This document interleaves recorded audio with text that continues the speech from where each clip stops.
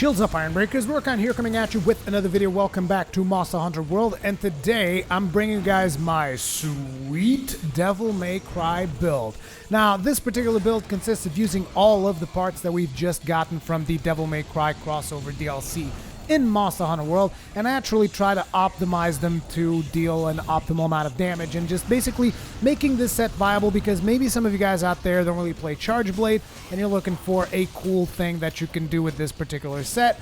This is what I would try and do. Now, I'm also going to try and give you guys some alternatives in case you don't have some of the decorations that I have. As a matter of fact, the decorations that I do have are not enough to do the set that I would like to do with this particular build, but you know, them's the kicks, so you're gonna have to make do with what you got. So let's get started. So naturally we got the Dante's Devil Sword, which is a charge blade, and on there I'm gonna put 2 expert jewels because we already have a decent chunk of critical eye. So with these 2 expert jewels, it is going to take our affinity up to 20%, which is pretty damn good in my opinion. But moving onwards, then we got Dante's hair, and on there I put another expert jewel. However, if you have 3 artillery jewels, which I don't, I only have 2, I would put an artillery jewel right here on Dante's hair. So that's what I would do. If you can put 3 artillery jewels, then put an artillery jewel in there. Otherwise, go for that next expert jewel and get even more affinity because you're going to be critting quite a bit.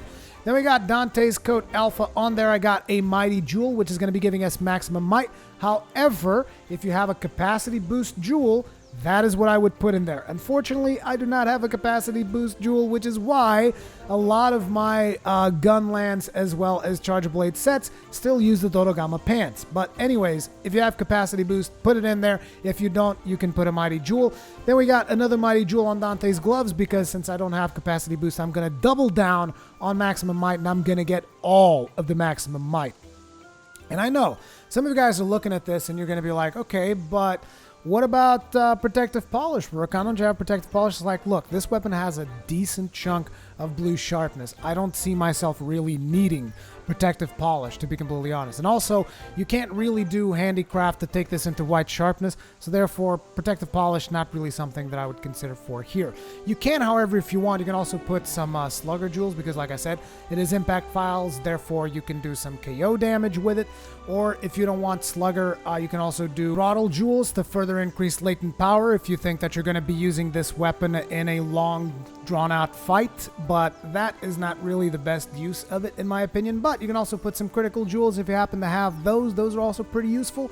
But yeah, there's a lot of choices as to what you can do with these. As a matter of fact, if you're using this to farm Kulve Taroth, my advice is just put 3 destroyer jewels in here and just be done with it. Just get as much destruction as you possibly can, because Part Breaker is one of the most important skills that you can have when it comes to farming Kulve Taroth. Anyway, then on Dante's leather boots, we got 2 artillery jewels. Like I said, I would like to have 3 of them. Unfortunately, I don't. Just in case you don't have a single artillery jewel, then you might want to use an artillery charm instead of the charm that I'm using here. But you know, there's a lot of options as to the kind of stuff that you can do with this particular set, which is why I like it so much. But anyways, on this particular case, I got a Focus Charm 2, and what that does is it is going to increase how fast we can get our double charged slash off. It's only a minor difference, but anyone that's played Charge Blade enough is going to feel that minor difference, and it feels really good because you're able to pull those moves off that much faster. It's just a faster playstyle, which I kind of feel really suits the Dante way of doing things. You know, he's just a fast, agile character. Therefore, you know, having that focus in there makes the playstyle feel a little bit faster. Anyway, looking at the finalized build, we got Critical Eye level 5, then we got Weakness Exploit level 3, Evade Window level 3, which again is not something that I personally use that much when I'm using a Charge Blade, but hey, it's still there.